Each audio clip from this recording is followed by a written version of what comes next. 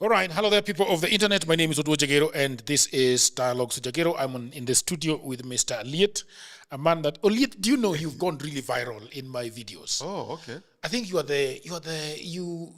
are in top 5. I think top 5, top Okay. 5 of videos. I think you've had more than 10 million views on my channel across socials. That is good. I'm assuming I'm the only author in the top 5 there that you refer to. As opposed to entertainers. You know, people love entertainers more than authors. Yeah, but these days, again, there are so many authors, quote unquote. Okay. If people bring out books. Yeah. Oh. How are you doing? How is life? I'm doing very well. Life is good. I see you running. I am very jealous. I see you walking. I'm very jealous. I see you in the gym. Not so jealous. Okay. Yeah. What did you have a Damascus moment where you decided that you are gonna have diabetes, and so you decided to walk? Actually, what happened is I got an injury when I was running. I love long distance running. So I got an injury on my knee and I decided to start walking and going to the gym. I used to run exclusively. Oh, is that so? Yeah, so now I walk and I go to the gym. But you know, fitness is part of the important things in masculinity, being the best version of yourself. You have to be physically fit. A strong mind needs a strong body. A strong mind needs a strong body. Yes. Is that so? Yes. Tell me more about it. There are actually people who insist that if you want to have a strong mind, you must start by training your body. Yeah. But the mind is not a muscle. The mind is not a muscle. A muscle. Muscle. You see. Muscle. Yeah. No, I wouldn't call it a muscle. I wouldn't call it a muscle, but you can train it and you can build it. Yeah. You know, it's a constellation of facts. Neural pathways. You talk about neuroplasticity. So it's something that you can train, it can learn, but I wouldn't really call it a muscle. But it has similarities to the muscle in the sense that it can become stronger, you can shape it, it can become weak, and so on. Yeah. If you get a weak man, quote unquote, what is the process of making him strong, including going to the gym? Like if you get a man that doesn't know about unplugging. Yeah. From what step do they start unplugging? What is the first step they do, and what is the second, and what is the third? The first step, of course, is you need routines. Most people don't have routines. Their life is chaotic. You can find someone wakes up, it's already late. He's late for work. He rushes. He's not in control of his life. The first thing is you have to have a routine. You wake up at a certain time. Decide what you're going to do at that time. Decide what you're going to eat. Decide when you're going to train. Decide when you're going to read. Certain things, you take control of your life. Yeah, that is the first very important thing. So once you do that, because you see, when you don't have that also, the unfortunate thing is your body also changes. Testosterone reduces, you have a lot of estrogen, you become emotional, you become depressed and things like that. So you need to have that strong body, have routines, and then you need to learn about who you are as a man. Masculine identity, intersexual dynamics, have a purpose, and things like that. Yeah. And then go to the gym. Yes. I want us to, people of the internet, we are going to be discussing major religion with Mr. Jacob Aliet. And some of the things that we are going to be asking ourselves is, why do we believe in God? Why is God the father, not the mother? Where is God? Who is he addressing? I mean, why do scientists believe in a big bang? You know, things like that. Do we have souls? Is there any afterlife? Which is very interesting to me. Did Jesus exist? Is the Bible the Word of God? Those are serious questions that we are going to be asking. But before that, it is very interesting that Aliet has got a book called The Two-Body Problem. I see a man and a woman, right? Yes. I see a man and a woman. I see a man and a woman on the. What does a two-body problem mean? Yeah, so this two-body problem, it's a concept that was borrowed from physics.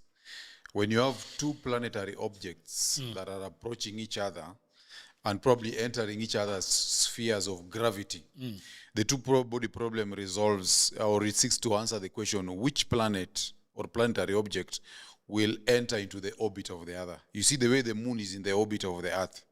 So it's like the earth has captured the moon. So that is in physics.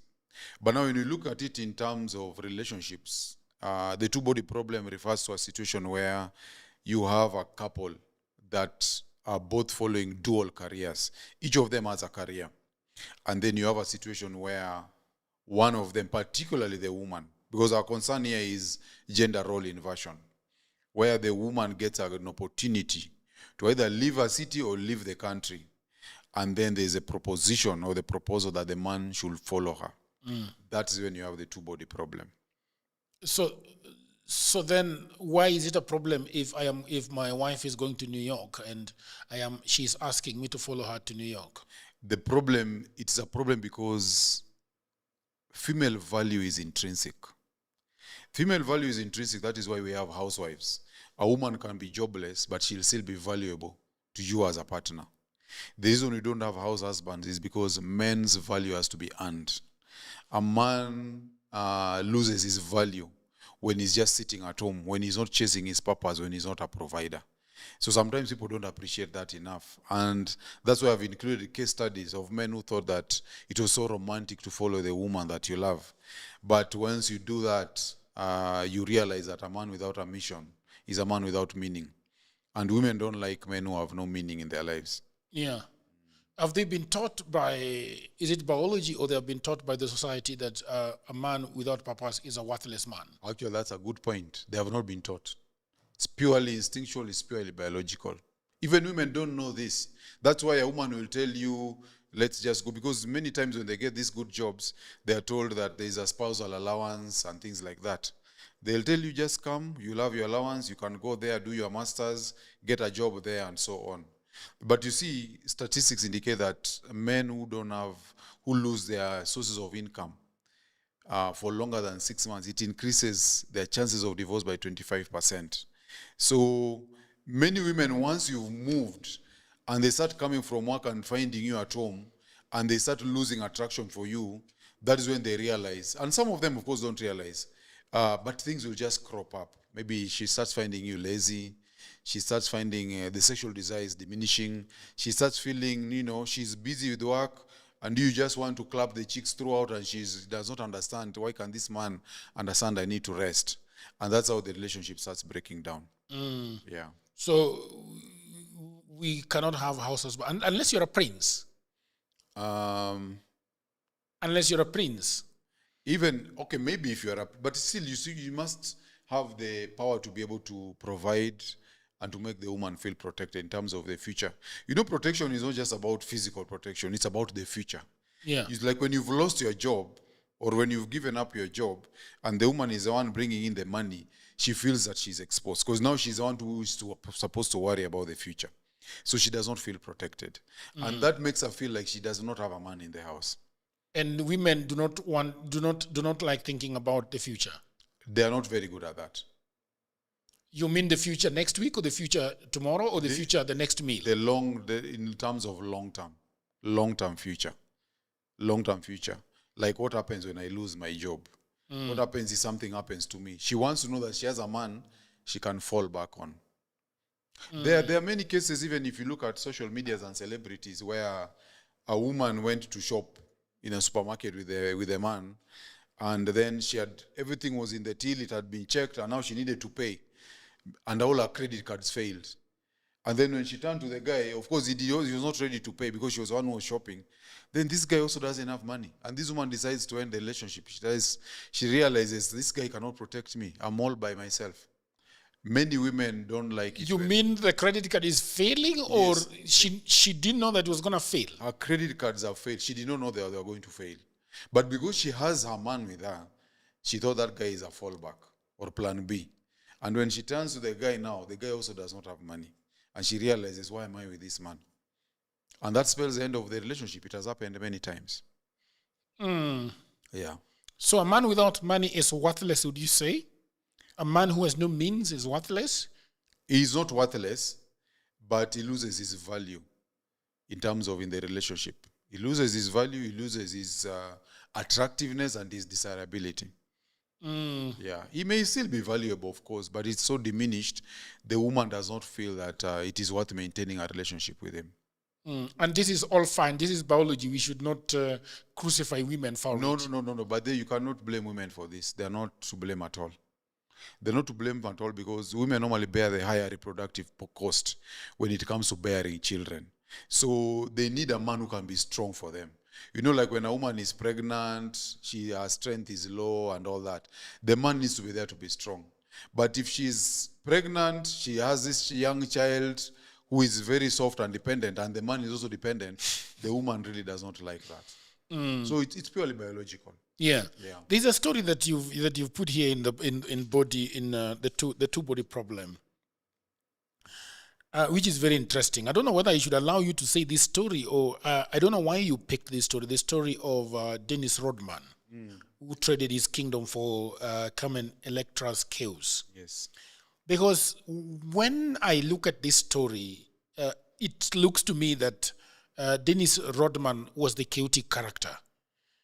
Because at the height of his athletic dominance in the late 90s, Dennis Rodman was more than a basketball player. He was a cultural spectacle.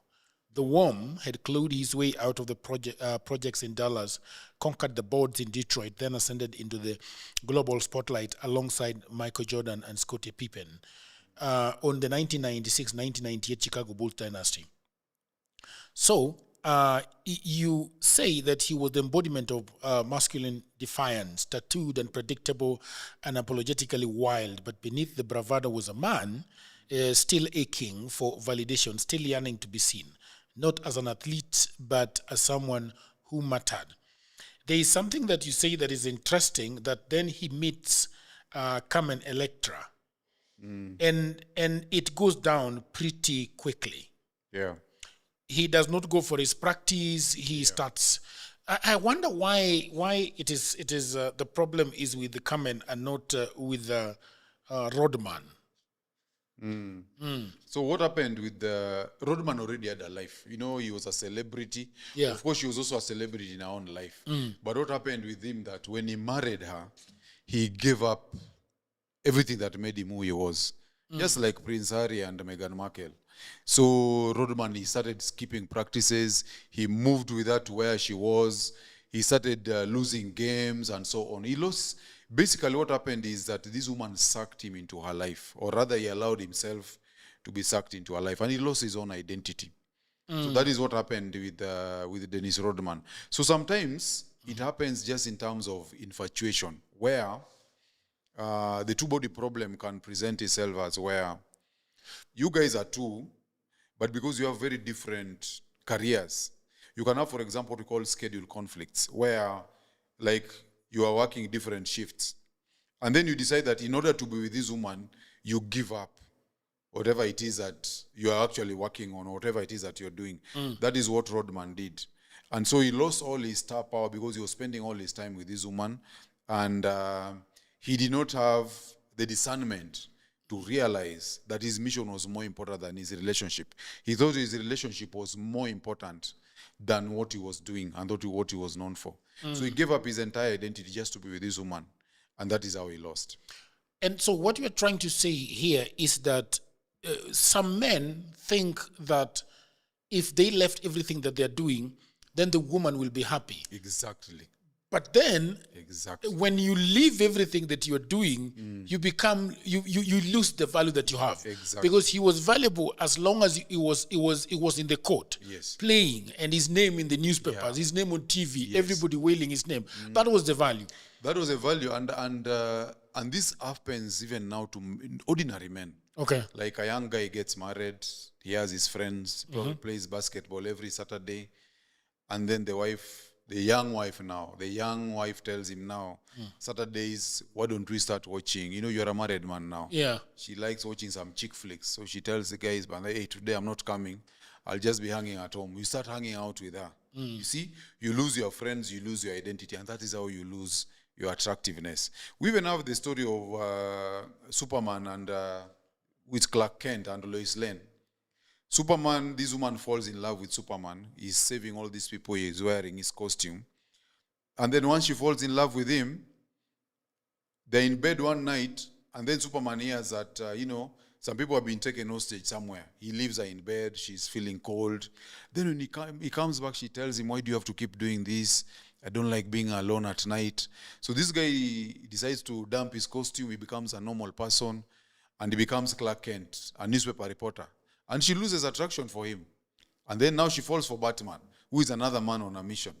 So this is what happens, and that is why the story about behind this whole book is that men must realize that a man on a mission is very attractive to a woman. When you lose your mission, you lose your attractiveness. Yeah. Yeah, and that's why we say your mission must come before everything else, even before your relationship. Your mission. Yes. Don't leave what you're doing. Yes. And that is where even in Unplugged 4, maybe we'll come to it later, the church sometimes tells you that your family is more important than your work. And many men who follow that, they lose their family. You lose both your work. We normally say that a man who leaves his post for his wife, he loses both of them. A man who loses his post. Who leaves his post. For his wife. Yes. Loses both of them. He loses both so his he's lost post and his wife. Yes. It's the same thing that happens when you lose your mission for your wife. So what you are telling women is that if one man refuses, if a woman insists that you must leave your post, then stay with your post. Another woman will come. Exactly, and that's what we call the frame. This is about frame control. Okay. You see, when you leave your mission, like a roadman now, he entered the woman's frame. He should have allowed the woman to enter his frame, follow him in his basketball games. Because you see... Akwe kwa pitch side. Yeah, akwe kwa pitch side. Because you see, if a woman does that, she's still valuable. You as a man, you will still have her. But you see, when you follow the woman, she will not love you when you're following her. And women don't understand that. That's what we call relational asymmetry. Relationships are not symmetrical. There's a role that each person has to play, and they're not interchangeable. The man must lead, and the woman must enter the man's frame. If you find a woman who cannot enter your frame, then that is just the wrong woman. Sometimes, we force things. Like, if she can't enter your frame, you want to enter hers. It does not work like that. Oh, really? Yeah, if she can't enter your frame, just leave her. You'll get one who can enter your frame. So that's the mistake that we made, and that's why we say that men should not operate from scarcity. What does that mean? Operating from scarcity for us, a man? Operating from scarcity means you meet a woman and you feel like you cannot get another woman like this one. So you must do everything it takes to be with her. You see? And even Rodman, when he was later interviewed by Oprah, he was saying that he just wanted to be loved. He thought this is the only woman who can love him and who he can love. But if he was operating from abundance, he would have just continued playing his games. And this woman will either come back and enter his frame, or she can leave and he'll get another one. And there is another one. Yes. Yeah. And so the question then that you are the lesson that you're teaching men is that whatever happens.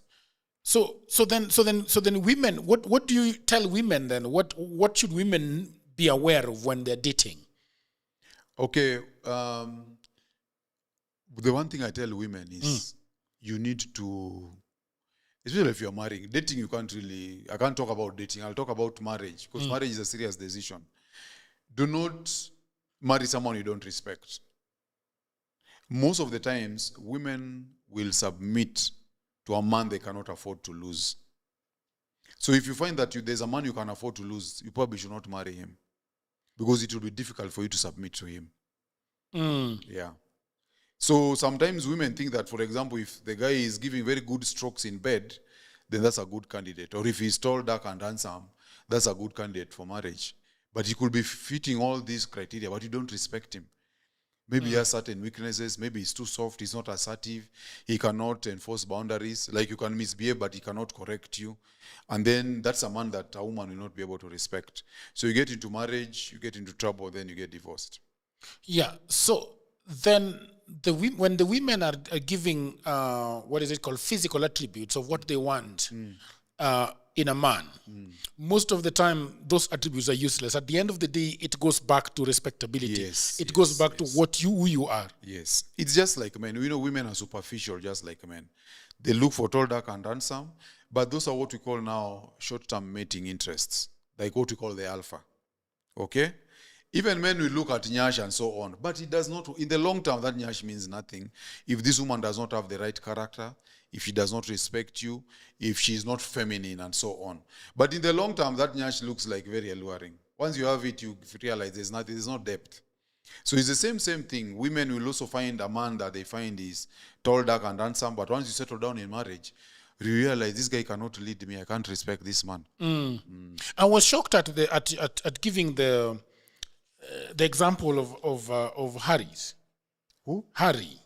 Oh, Prince Harry, yes. Yes, Prince Harry. You think that he did something that is abominable in the masculinity world? Absolutely. How did that happen? By taking off to America with the woman, with Meghan? Yeah, he did so many wrong things. This woman is older than him. What you have something to say about having a woman that is older than you? You should never marry a woman who is older than you as a man. Really? Yeah. Why? Because women are beauty objects. And a woman's value, it peaks in her 20s. And if you as a man, you are marrying a woman who is older than you, it basically means that you'll be stuck with someone whose value declined a long time ago. You're shortchanging yourself, basically. And what is going to be running that relationship, at least from your end, it's fantasies and fumes, it's not reality. Anyway, that is one. And also, when a woman is older than you, she cannot enter your frame. She has more lived experience than you. She cannot respect you. You know, women, because of the way their biology is, they tend to be more interested in relationships earlier than the boys or the men. So by the time a woman, for example, is 25, her relationship experience is equivalent to a man who is 35 or 40. The kind of things she's gone through, thought through, and so on. And that's why you need that age gap between a man and a woman. So Harry, that is one. I believe she was even divorced. And then this guy left his own family to be with her. So he's entering her frame. And as you've seen from interviews, even now with Oprah and the rest, this woman now wants to divorce him. They're not having a good relationship anymore. The guy is depressed and so on. So it's actually a very good case study for the two-body problem. He should have allowed, this woman should have entered his frame. He remains in the royal family with his identity. Because the only reason we know Harry is because he's from the royalty. Nothing else. Nothing else. And then he abandons that for this woman. So you can imagine, that is crazy. Yeah. That is interesting. What do you tell Harry right now? I think he made a mistake. But you see, some of these things they are like day and night. They're very predictable. What is going to happen is this woman is going to divorce him and he's going to come back to his... I don't know whether he's already gone back. I think I had at some point, he was going back to the royal family. I don't know whether he's already gone back. But he'll learn from his mistake. If he does not commit suicide, he'll just learn and move on. He should go back to the royal family? Yeah, he should just go back. You know, the family has dysfunction, of course. Very controlling, very rigid. But that is why he was born. So unless he takes his role, he cannot also change it from outside. He cannot abdicate his role and his legacy. Yeah. Interesting. Religion. I don't know why you decided to write on religion, because it is a very controversial topic. I mean, everybody here in Kenya, we are 80% Christians. Yes. 80%. In fact, that's where we should start. Why did I write about religion? Yeah. That's what I'm asking you, actually. This book took me more than 20 years to write, because when I left the university, I had a lot of questions. I had so many questions that were plaguing me. And unfortunately, and that's why the young guys who are watching this need to realize they are very lucky. There was a time, that was in the early 2000s, when outside of Google, the only place you could get knowledge was when you went to a library. You had to read books. Now you can get all these things. ChatGPT will pull everything for you and show you.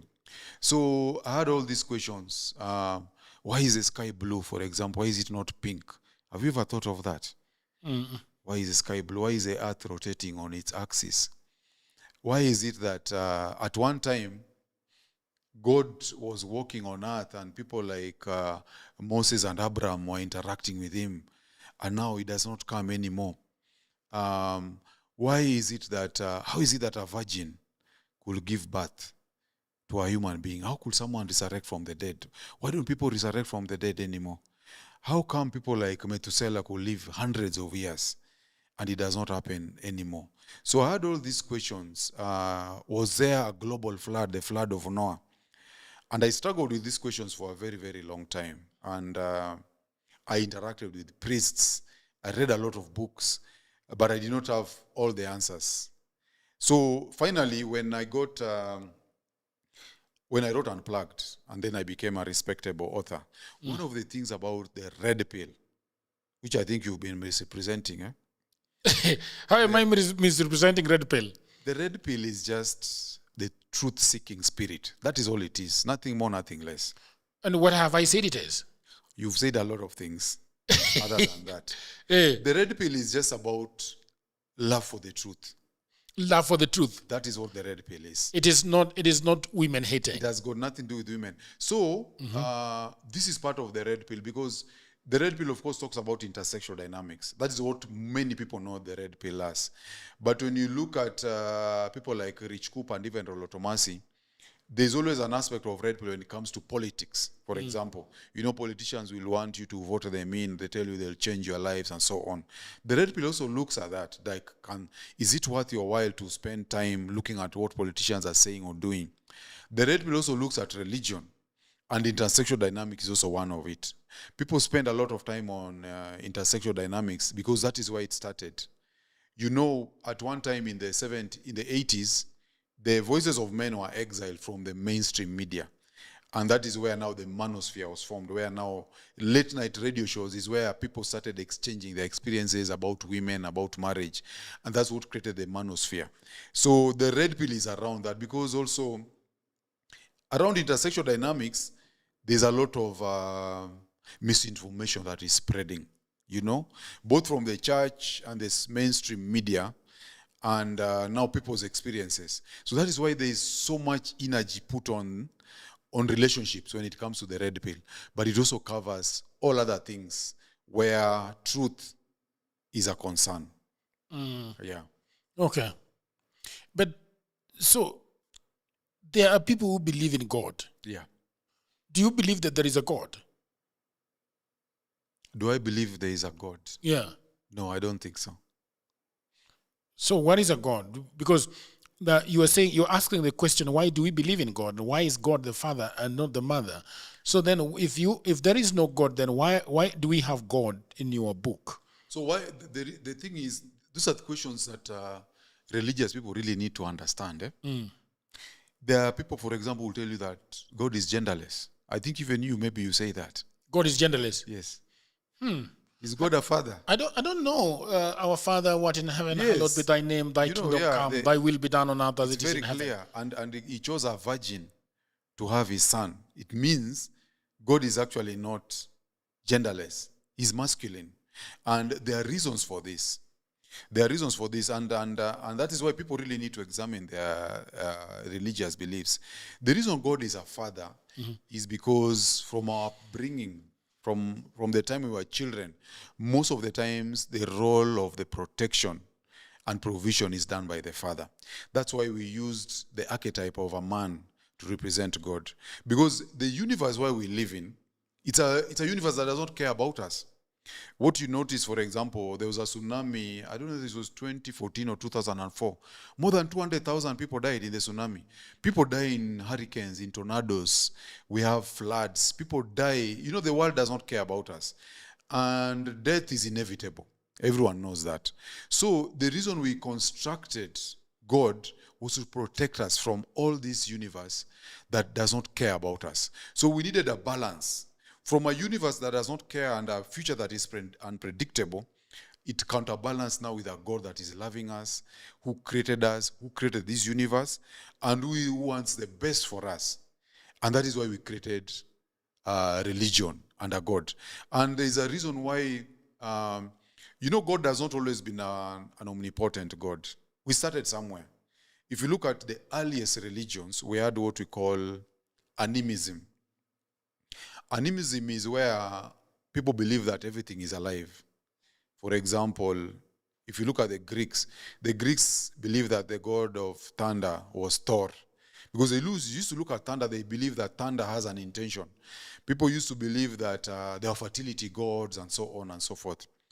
And then from there, human beings have always had this capacity to be awed by huge structures, like mountains, like the sky and so on. You've heard of sky gods, mountain gods. So you see now, like if you look at the story of Canaanites, they believe that Mount Sinai is where God dwelt. Okay? Moses used to go to the mountain, and in fact, when he was coming down, if you read Exodus, they were saying his face was shining, that people were even scared to look at his face because he had been in the presence of God. Okay? So that was the earliest form even of the Christian religion. They believed that God had a dwelling place, and it was Mount Sinai. Before he went to heaven, remember the Lord's Prayer says, "Our Father who art in heaven." Later on, they upgraded it to heaven. But even right now, they even said now he's not in heaven, he's now everywhere. Remember, people believe God is omnipresent. Even here where we are, God is here. So if you look at the history, the roots of religion, it started from animism, mountain gods, tribal gods. If you look at the entire Old Testament, God is only concerned about Israel. He does not care about anybody else. He takes the side of Israel in wars. When the Israelites are imprisoned in Egypt, he's the one who deals with the Egyptians until they are freed. Let my people go. Remember. So later on, as time changed, God changed, his scope changed, his nature changed. As the Jews interacted with the Babylonians, the Persians, the Romans, and the Greeks, it also changed their religion. And it moved from Judaism now into Christianity. So the God of Israelites, Yeah. he did not care about the Amalekites. He did not care about the Canaanites. Absolutely. He did not care about all those other guys. He didn't care at all. So in your estimation then, he was not God of everybody. He wasn't. He was a construct of the Exactly. Israelites. Absolutely.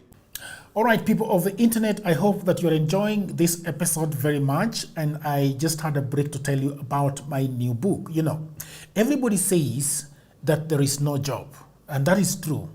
Also, that was me 10 years ago. The problem is that everybody is trying to get a job in their town, in their city, in their marketplace. They ask friends for jobs, mothers call uncles, uncles call brothers, but there are no jobs. Let me tell you what no one is telling you. Jobs migrated online. What I actually mean is there are many, many jobs around the world, and there is no one to do them except you.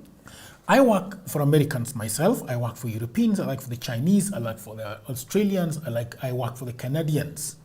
And so, because I have done so much for myself, I said to myself, you know what? I should compile what I've been doing for the last 15 years. So in 2024, I wrote a digital book called Goldmine 18 Hustles for Africans. And then in 2025, AI came. People say AI is taking away our jobs. And for me, I'm going to say false. There are actually AI jobs. Jobs are not being taken by AI, but there are new jobs online that are there because of AI. Now, mimi ni nani? I created more jobs. And for now, in my new book, we have 25 online and offline jobs that you can leverage on if you do not have a job. So in this powerful volume 2, I share 25 new actionable online hustles specifically researched and tailored for Africans. My new book provides clear step-by-step guidance drawing from my extensive experience and research, including the mistakes I've made and lessons I've learned over the 15 years that I have worked online. So what can you do online? You can become an executive assistant for busy folks in Europe, America, Canada, and get paid for tasks like watching videos and taking online surveys. Okay? You can build a lot of things. Build a business as a virtual assistant, start an e-commerce shop without capital, be an affiliate marketer, or you can also become actually an English tutor and tens of AI jobs. If you have a job, that is fine. But I also know that you can buy this book for that brother, for that sister, for that mother, for that cousin, for that husband who is watching Netflix all day at home. Buy it for your friend who is always asking for cash. You know that friend. Now, all the information is on the description below. You can also inbox me, you can WhatsApp me, or go to my website, which is oduorjagero.co.ke.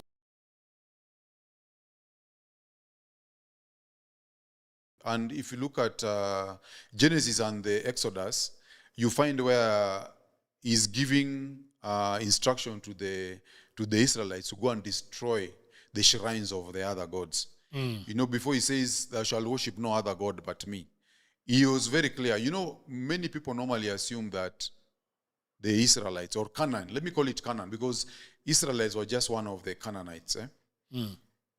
Canaanites were what we call monolatrous. They're not monotheists. Monotheism is a belief that there is only one God. Monolatry is a belief in one God at the exclusion of others. Okay? So you are aware that there are other gods, but you've chosen this one. So now when in the Ten Commandments, when Yahweh says, "Thou shalt worship no other God but me," he's aware that they're worshiping other gods. But now he's telling them, you stop it. If you look at Ezekiel, in Ezekiel, there's a place where the Israelites go somewhere and they find the Tammuz worshippers who are worshiping Tammuz. Because you could go somewhere, like here, we are in Nairobi. In Monolatry, you'll find if you go to Machakos, there's a god of Machakos there, people are worshiping him. And most of the times, you could find that when you go to a place like that, out of respect for those people, you worship their God. Okay? So now when God says, "Thou shalt worship no other God but me," now he was telling them to stop those practices, what we also call henotheism. So that is what was happening.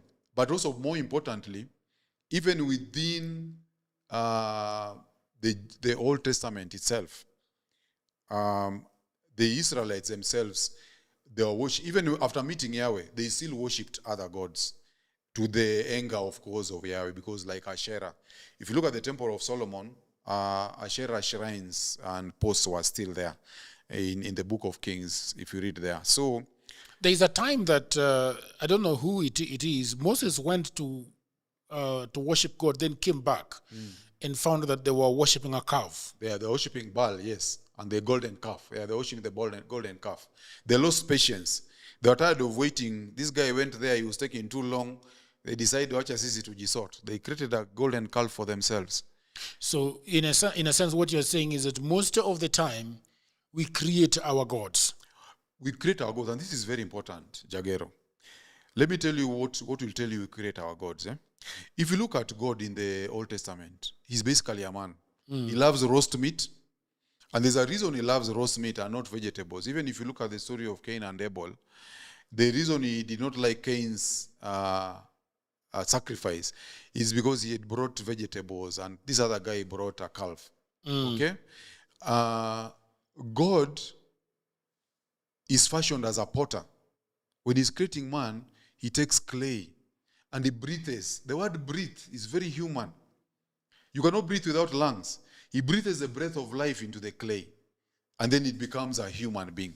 So God there is fashioned actually not as a creator, but as a craftsman, because he uses clay.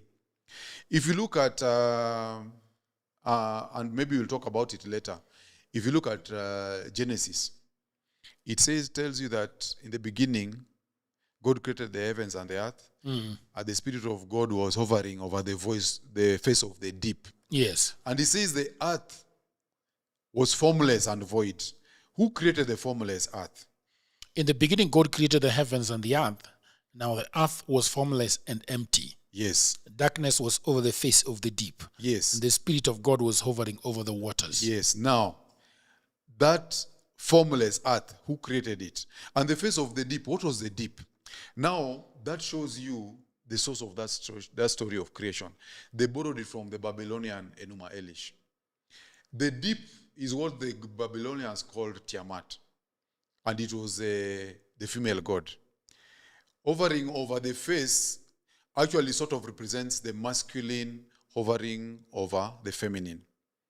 There's a lady called Helen Keller. She's written a book called The Face of the Deep.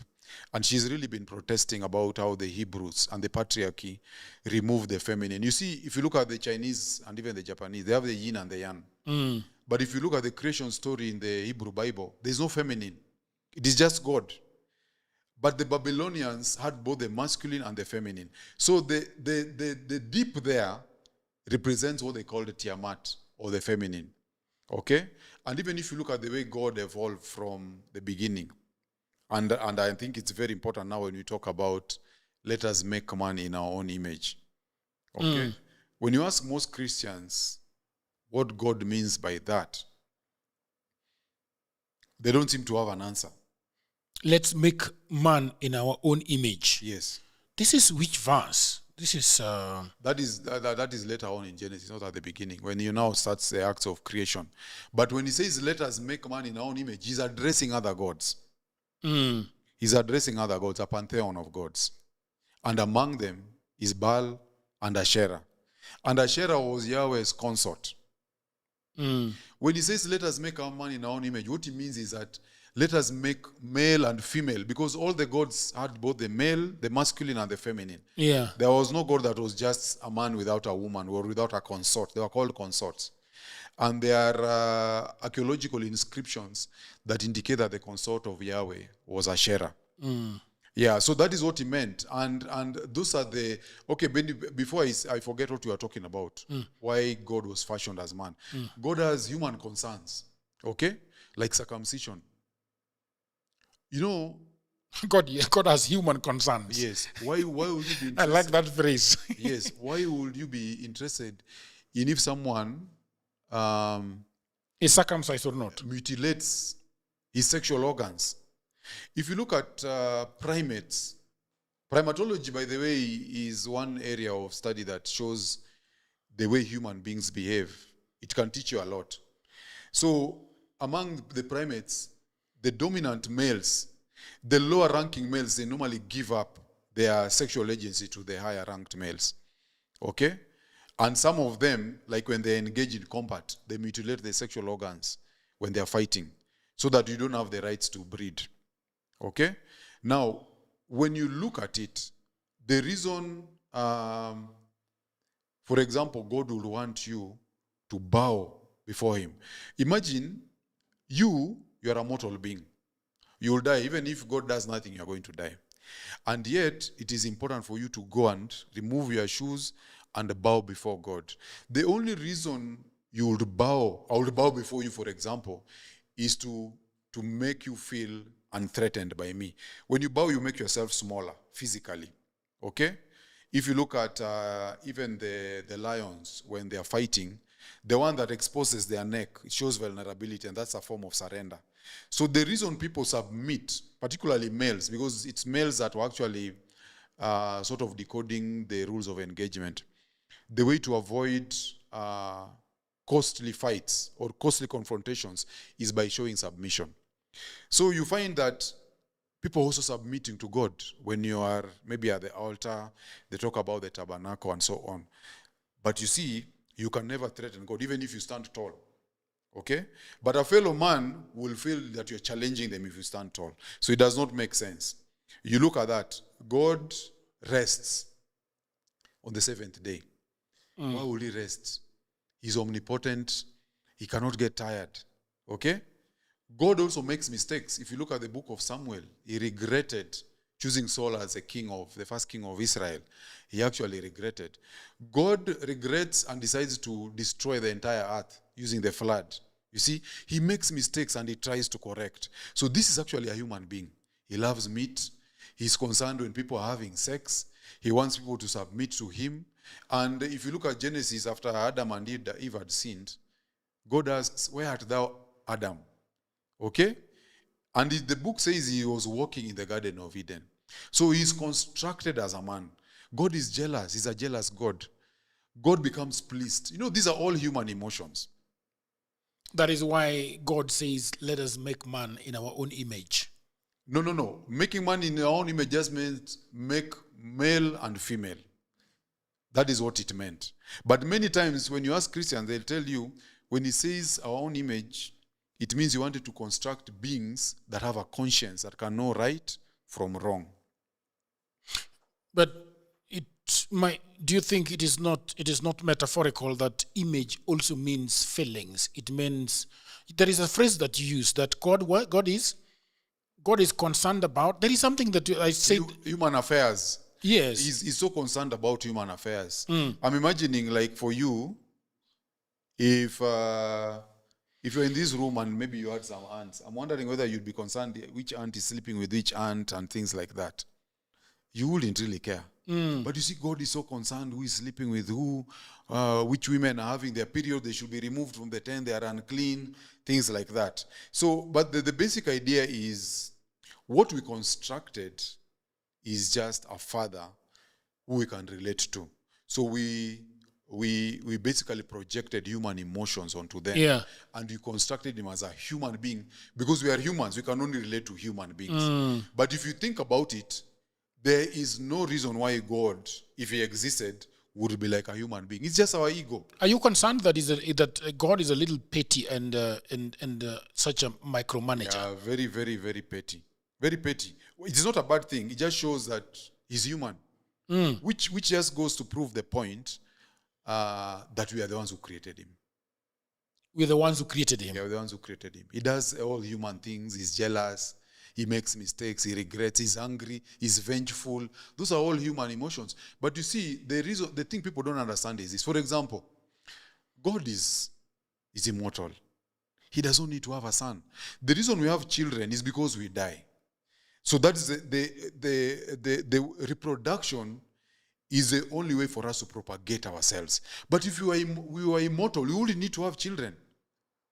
So when people say God has a son, they're again projecting human survival tactics or imperatives onto God, who doesn't need to survive because he cannot die. We are the ones who need to survive because we can die. You see? So the idea that God had a son, he had to get a virgin to give him a son, again, that's what we call anthropomorphism. Anthropomorphism is assigning human qualities to an unhuman entity. But perhaps then what you are saying is that you are accepting that there is a God, but humans have cheapened him. No. Yeah. You see, for the God to be there, you will need evidence. There is no evidence. There is no evidence. What we have are stories. We have stories, beautiful stories. I like them, by the way.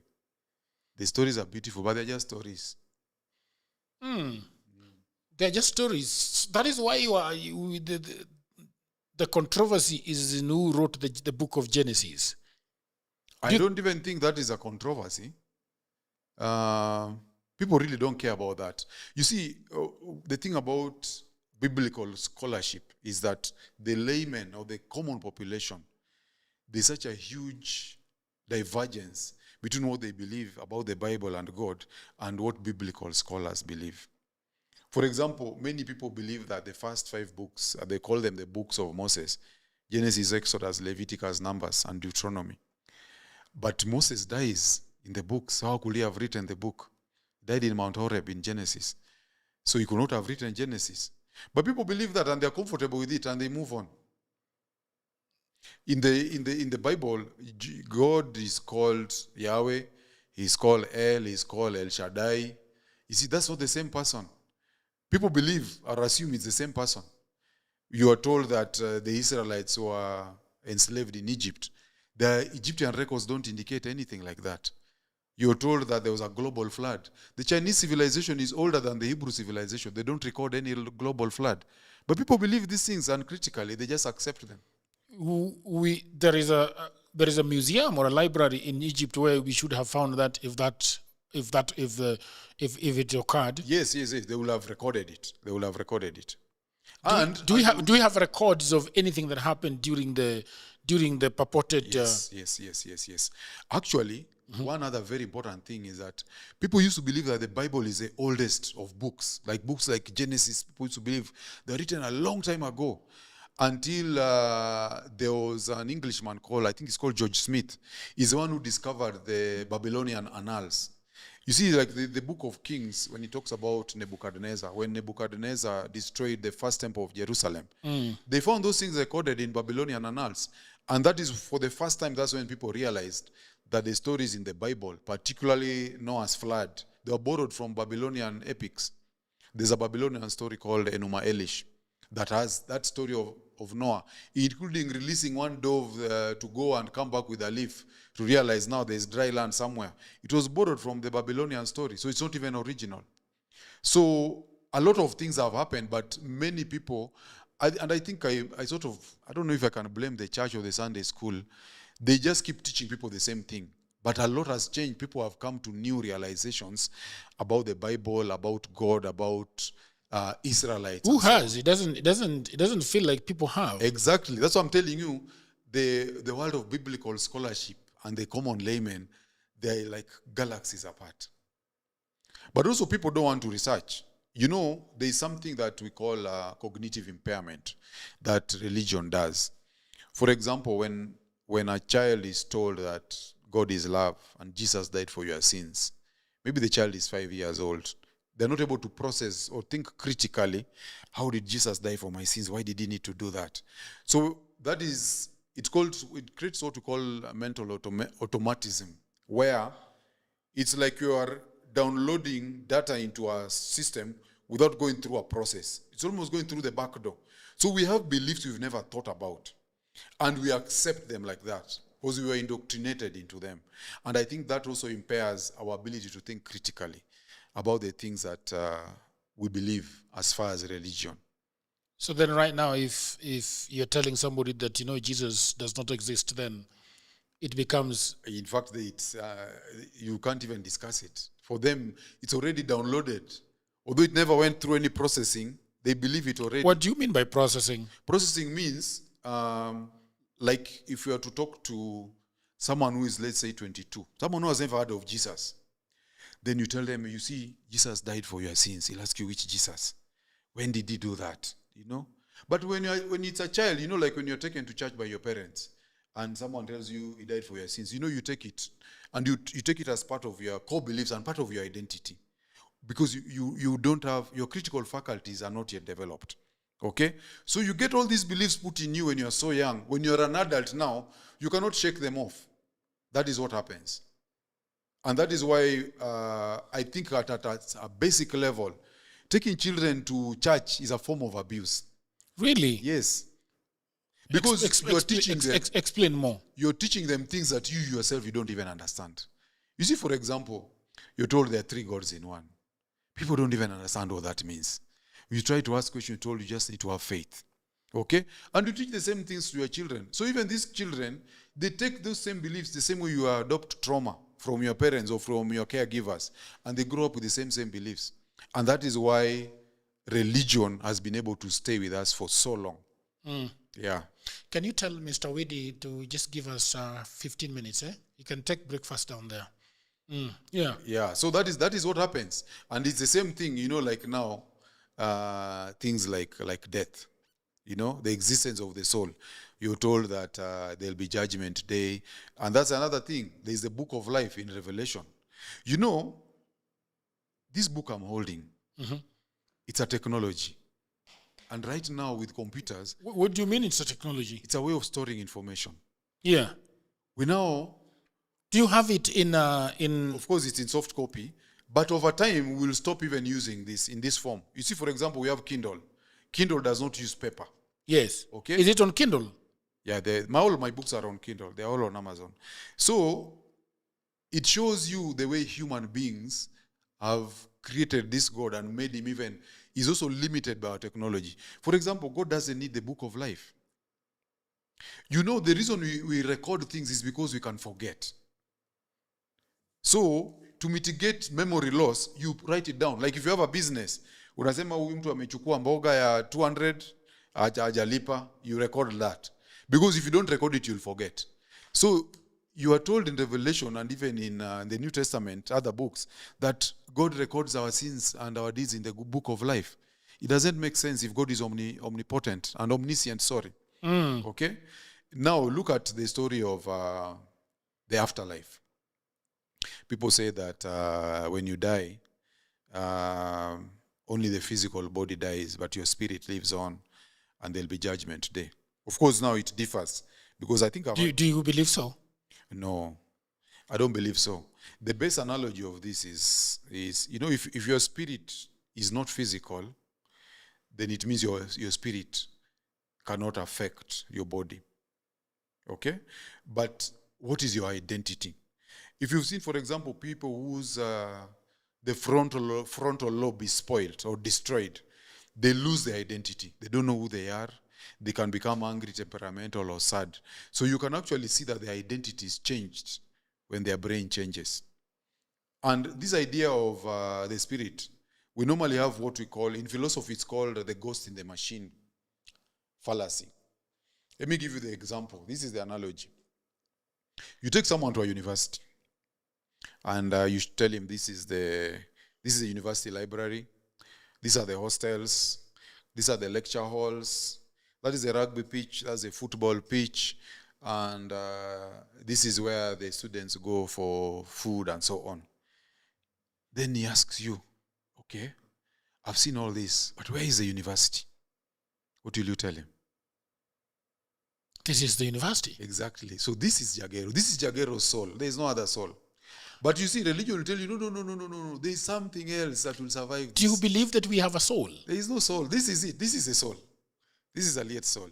If you split me open, that's what you find. There is nothing else. Yeah. So then who wrote the Genesis? Okay, Genesis was written by many people. There's what is called JEPD hypothesis, what the biblical scholars use. That's the mainstream hypothesis now, but it was not written by one person. Because you see, for example, in Genesis, there are two creation accounts.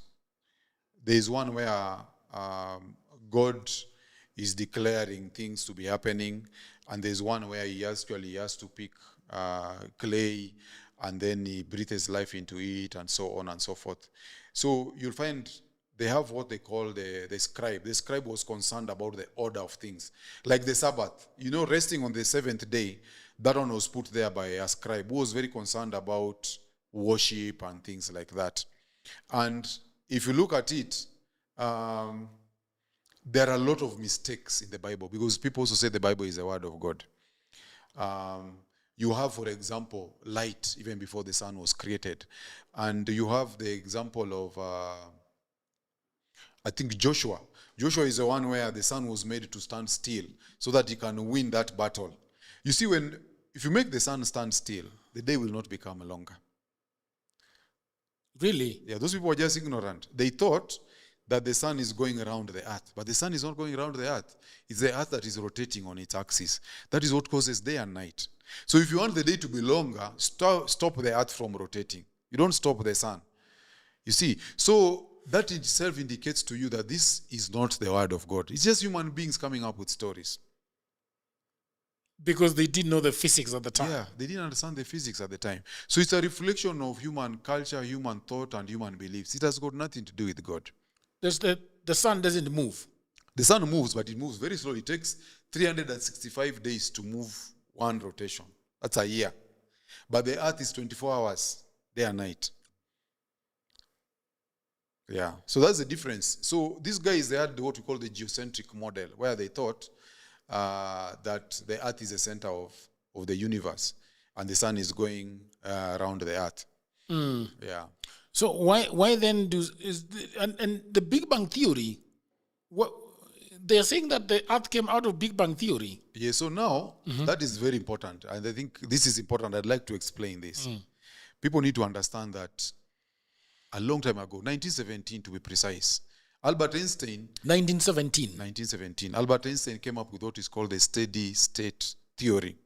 He believed that the way the universe is, it's permanently, is in a stable state, it's not changing.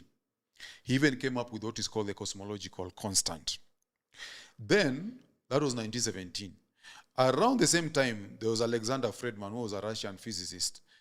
He told Einstein that the world was expanding. And they had a lot of discussion. The correspondence is available. Einstein refused. This guy told him the world is changing. When they say it's changing, meaning what? Expanding. Expanding. Yes. It's Becoming expanding. bigger. Yes, becoming bigger. So then there was an astronomer and a Catholic priest, George Lemaitre. He's the one who came up with the idea of the Big Bang. He said that the world is expanding, and it started to expand at a certain point called the Big Bang. But he had no evidence for it. It was only until 1929 that the Hubble telescope, there's a telescope that is used to, by astronomers, use it to look at the sky. The Hubble telescope was able to see that what we call the nebulae, the galaxies are actually moving away from the sun. There's something they call the gravitational redshift. So they observed that the galaxies are moving away from the sun. And that was the first time people realized the world is actually expanding. And now from there, there's something out there that is called the cosmic microwave background radiation. People discovered that there was a signature of heat all over the sky. Okay? That shows that there was a very initial hot time when the earth was very, very hot, or when the universe was very hot. And now from there, that's where the Big Bang now came alive. People realized that the universe started from a very hot point, and then it started expanding.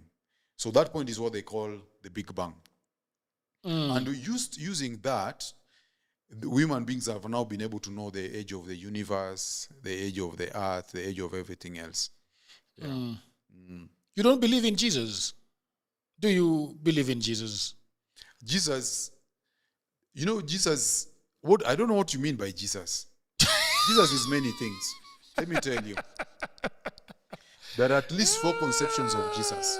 My goodness. Let me give you 4 conceptions of Jesus, and some are in the Old Testament. Do you believe in Jesus? What does believing in Jesus mean? Do I believe Jesus existed? Is that what you mean to ask? No. You want me to frame my question so that you can answer it your own way. Me, I don't look for things to believe in. I just seek understanding. You seek understanding. Yeah. Okay. Did Jesus ever existed? Is that a fair question? As a historical person, there is no good evidence for that. There is no good evidence. Yeah. Really? Let me tell you But why. it was just there the other day, 2,000 years ago. Yeah. And you see, Jesus didn't need to exist. That's the other thing people don't realize. If you look at the letters of Paul talks about Jesus, but Jesus, he never mentions Joseph. He doesn't mention Mary. He doesn't mention Pilate. He doesn't mention any of this. He believed in Jesus as a celestial being. And there are many communities that believed in Jesus. The same way you believe in God, but God did not necessarily need to be a flesh and blood person. And even the Greeks believed in their God. They didn't need to be flesh and blood men. But there are people, if you look at the Gospel of Mark, the Gospel of Mark does not have a birth narrative. The Gospel of Mark has John the Baptist coming from the desert, eating locusts and honey, and he baptizes Jesus on River Jordan, and the sky is open, and a voice says, "This is my son in whom I'm pleased." That is what we call adoptionist Christology. What does that mean? It means that there are Christians who believed that Jesus was a man like you and me, who God adopted to be his son. That is what the Gospel of Mark has. But now when you look at Luke and Matthew and John, they believed in what is called conception Christology, where the angel Gabriel comes and tells Mary, "You have been chosen and you will have a son." And Jesus now becomes the Son of God from the time he's conceived. Okay? That is another form of Christology. And then you also have, if you look at the Gospel of John that says, "In the beginning was the Word, the Word was with God, and the Word was God," where God and Jesus are the same from the beginning. Jesus is not born at any point. He was always with God from the beginning. And then you have the books, like a book of Daniel, where Jesus is purely viewed as an eschatological prophet, where in the end of times, he's going to judge people. All those are conceptions of Jesus. And there were, the challenge also we have, people think that Christianity was just one group. We had so many different groups. The New Testament talks about the Sadducees, the Pharisees, the Zealots, the Essenes, and so on. But there are even many more groups that had divergent beliefs about Jesus and even about God. And the Orthodoxy had to destroy. There are so many book burnings that the Orthodoxy had to do. And the persecution. Remember, there was a lot of persecution in the young church. People had to be forced. The reason we had like the Apostles' Creed was to force people into one line. That you have to say, I believe in God, the Father Almighty, creator of heaven and earth, and Jesus Christ, his only Son, who was born of the Virgin Mary. It was a narrative that was being forced. But before the Orthodox Christianity was formed, there were so many Christian beliefs, so many beliefs about Jesus. It was not just one narrative. That is why Israelis do not believe in Jesus. Yeah, they are a good example, actually. They don't believe that Jesus was the Messiah. Although they believe that Jesus was a prophet of God, they believe in Jesus and David as prophets. Yeah, but they don't believe that he was a Messiah. So all these churches that we are going to, what's going on there? What are we doing? The church is a human enterprise. Meaning? If you look at the way it started, Constantine is what gave Christianity their life. He was a Roman emperor. He made Christianity the state religion. The Catholic was the first. Then now the schism started coming in. You see, from the initial of these councils, we had about 6 councils, Council of Nicaea and so on, deciding whether Jesus was the Son of God or Jesus was God, deciding whether Mary gave birth to God or Mary gave birth to a man, deciding whether God is one or whether he's 3 parts in one. They had to decide all these things. And this is what caused the splits in the church. The Anglican church separated and then now believes dogmas like purgatory, believing in things like celibacy, believing in things like giving money when you're giving your confessions and so on. You remember Martin Luther, the Lutheran church, the Baptist church, and then you have the SDAs coming out with the Sabbath became the sticking point. So human beings will always disagree. And that's why we have so many churches. And then, of course, it's also a form of survival and control. Yeah. Yeah, like the colonialists use it very well. When they came to Africa, a gun on one side, the Bible on the other. And you use that idea of you people are bad and we are here to make you better. You need to get saved. They gave us these names, the white people's names. They tell you that. But if you look even at the painting of Michelangelo, which is in this book, God is depicted as a white man. In the act of creation, when he's touching hands with Adam, he's depicted as a white man. So even us as black people, we've grown or we've been cultured to think that God is a white man. All depictions of God is a white old man with long beards and so on. All the angels are white. Even Muhammad Ali talked about this. You don't hear about black angels and so on. So in a sense, it's a white man's enterprise. And we as the black men, as a product of colonialism, we've been taught that a white man died for us, and he died for our sins, and he loves us. And the tithe we collect, all these places, the big churches, they go back to Europe. That's why the Vatican has a lot of money. So it's part of neocolonialism, in a way.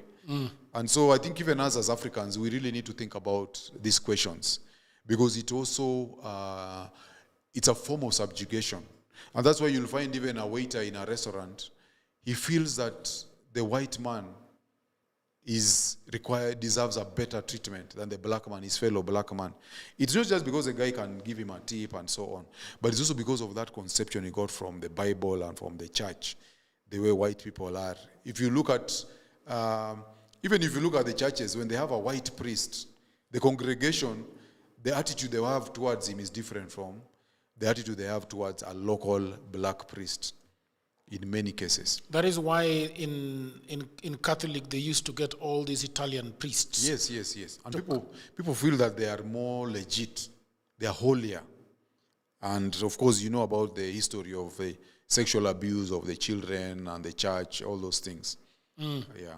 All right. Thank you very much. I think Aliet, this idea of religion, we have not really covered all of it. I've got still a lot of questions to discuss, but we'll leave it there. We talk about the books. Where do people get these books? Yeah. So I have a channel, by the YouTube channel, Unplugged VIP. Yeah. And I also have a Why is it called VIP, by the way? The names were all taken up. .com, .info were all taken up. So VIP was available. But VIP is also good because we are very important people. Unplugged.vip. No, Unplugged VIP. Unplugged VIP. Yeah, that's on YouTube. I have a website, jacobaliet.com. All the books are there, but they also get them from Nuria and from Textbook Center and Kibanga Books. Kibanga Books is a new entrant. Yes. Just opposite Hilton, 5th floor, corner house. Ah, okay. It's also very good. He has a very good collection. Gives also very good service. All right. Yeah. All right. And it is also on Amazon for people who are watching Yes. from the States and the West generally. All right. Thank you very much, Mr. Aliet. I wish you the best with your writing. I knew you were into Red Pill, but I didn't know you were so much deeper, even deeper into religion. So that is something that is pleasantly surprising. Religion is very interesting. I think it's beautiful. It's very beautiful. All right. All right. Thank you very much, people of the internet. Follow us on YouTube. Hit on that notification bell. Follow us on social media. And if you want to be a guest here, you are always welcome. If you want to send me money, you're always welcome. Thank you very much. Until another episode. Bye for now. Thank you. Well, that was nice. One.